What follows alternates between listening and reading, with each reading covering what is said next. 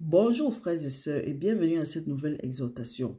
Nous rendons gloire à Dieu car aujourd'hui il nous a permis d'être à notre deuxième jour de nos 21 jours de jeûne et de prière avec pour thème « Saisis les clés de ta destinée afin de réécrire ton histoire ». Frères et sœurs, avant de continuer, nous allons remettre notre journée à Dieu. Vous savez toutes choses, le Seigneur est l'alpha et l'oméga. Nous allons lui remercier pour la nuit précédente et lui confier cette journée et les jours à venir. Mais qu'à cela ne tienne, nous sommes nombreux à avoir rêvé. Il y a des hommes qui ont rêvé, ils ont oublié, ceux qui peuvent interpréter leurs rêves et ceux même qui ne savent pas de quoi est-ce qu'il s'agit. Mais qu'à cela ne tienne, nous savons que les rêves ont trois sources. La première source est de Dieu, la deuxième est de la multitude de nos préoccupations et la troisième vient de l'ennemi. Et si nous ne sommes pas vigilants pour discerner les rêves qui sont initiés par l'ennemi, la parole de Dieu nous dit dans Matthieu 13, 25 que quand l'homme dormait, l'ennemi est venu, il a semé l'ivraie parmi le blé et il s'en est allé. Qui est l'ennemi si ce n'est pas seulement le voleur dont parle Jean 10, verset 10, que le diable ne vient que voler, détruire et tuer. Mais Jésus-Christ est venu pour nous donner la vie et la vie en abondance. Donc si pendant le rêve, pendant ton sommeil, l'ennemi t'a volé, nous avons l'occasion maintenant, nous avons cette possibilité, nous avons cette grâce d'annuler, de récupérer tout ce qui nous a été volé dans le sommeil. Donc frères et sœurs, avant de prier pour remettre notre journée à Dieu, le remercier pour la nuit et annuler tout ce que l'ennemi a pu s'aimer dans notre champ, nous allons d'abord faire une petite exhortation. Notre exhortation est tirée du livre de Osée, chapitre 6, du verset 1 jusqu'au verset 6. Frères et sœurs, le Seigneur n'a pas besoin de notre argent. Le Seigneur n'a pas besoin de nos sacrifices. Le Seigneur n'a pas besoin de nos holocaustes. Il n'a non plus besoin de nos offrandes ou bien de nos bonnes actions. Tout ce que le Seigneur veut, c'est notre obéissance à sa parole. Dieu veut que nous soyons obéissants et que nous nous aimons les uns les autres. Voilà tout ce que Dieu veut. Et si nous obéissons à Dieu, si nous aimons Dieu de tout notre cœur, de toute notre âme, de toute notre force, automatiquement nous allons aimer notre prochain. Mais nous ne pouvons pas dire que nous aimons Dieu quand nous n'aimons pas notre prochain. Frères et sœurs, notre but ultime ici, c'est que nous voulons changer le cours des choses parce que nous sommes les seuls à pouvoir changer quelque chose dans notre vie. La parole de Dieu nous dit dans Genèse que Dieu a béni l'homme et lui a donné l'autorité de l'œuvre de sa main.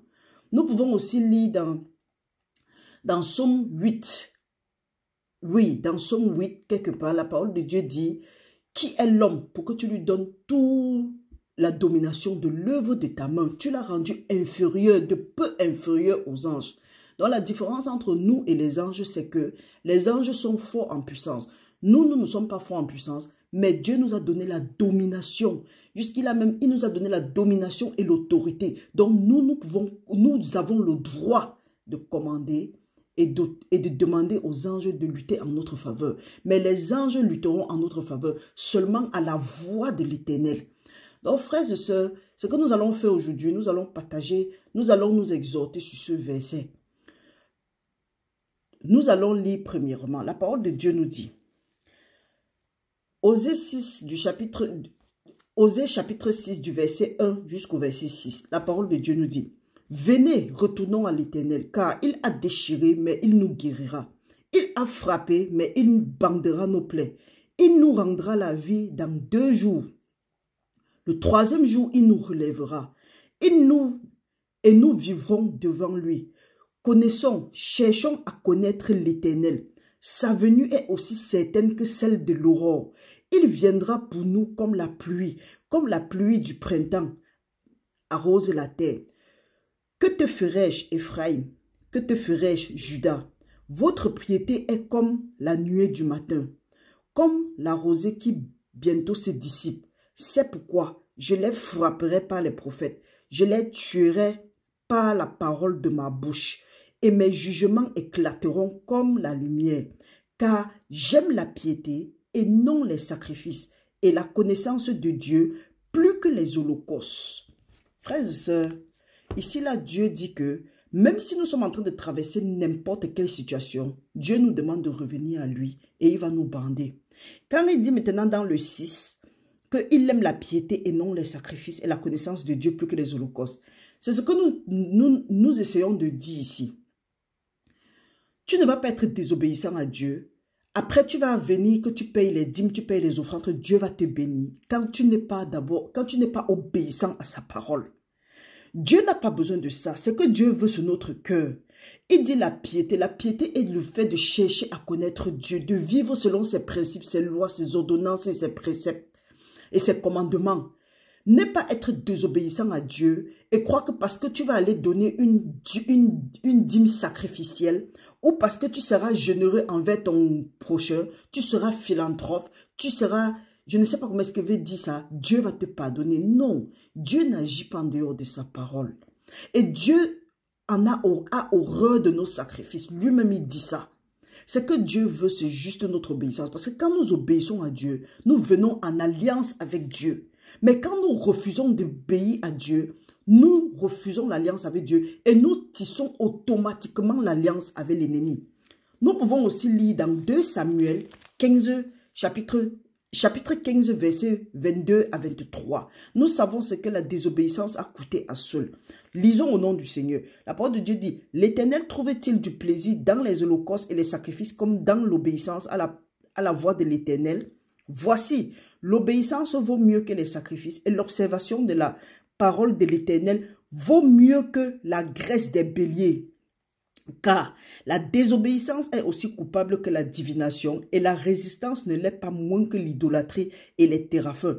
Puisque tu as rejeté la parole de l'Éternel, il te rejettera aussi comme roi. » Frères et sœurs, ici il est question d'être vraiment obéissant à la parole de Dieu. Ça ne sert à rien.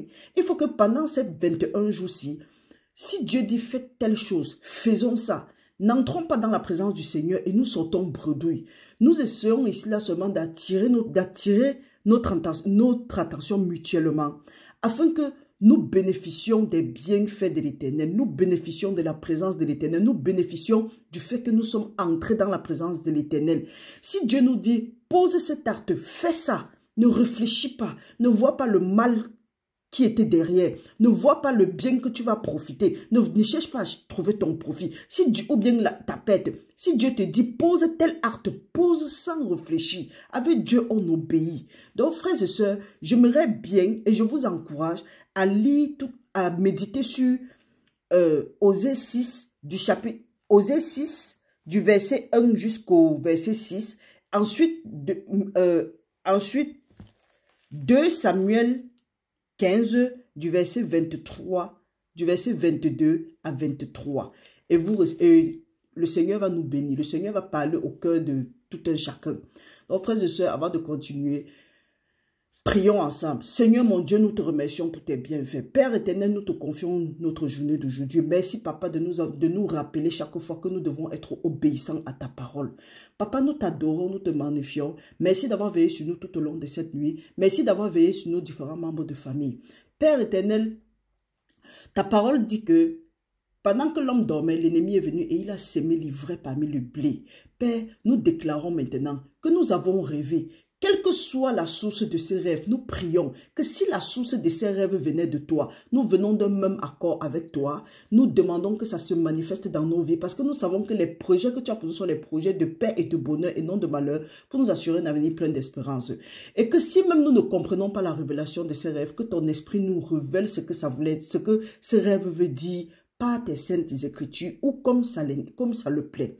Père, si la source de ces rêves était autre que de toi, nous demandons que cette source-là soit maudite, qu'elle soit consumée comme tu as détruit, qu'elle soit consumée et détruite, rendue en cendres comme tu as rendu le pays Sodome et Gomorrhe en cendres à partir de maintenant au nom puissant de Jésus-Christ. Qu'un mauvais rêve ne vienne plus jamais de cet hôtel-là et traumatise notre vie.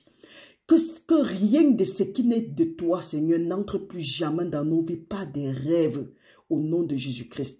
Père, et qu'à la fin que toute la gloire te revienne. Papa, nous te confions la journée d'aujourd'hui. Nous te prions, comme tu as dit à Josué, que partout où nos pieds vont se placer en ce jour, que tu nous donnes cette terre-là pour possession. Papa, tu as dit que dites que le juste prospérera parce qu'il va jouir du fruit de ses mains. Bénis l'œuvre de nos mains tout au long de cette journée. En tout endroit où nous allons partir avec ta muraille de protection. Envoie tes anges camper autour de nous, de nos différents membres de famille, de nos enfants, pour nous arracher de tout danger. Père, et qu'à la fin, que toute la gloire te revienne. Touche le cœur de ceux que nous allons rencontrer en notre faveur. Papa, que tout ce que nous allons faire, que ça prospère à tout égard, comme prospère l'état de notre âme, et que nous soyons toujours en bonne santé.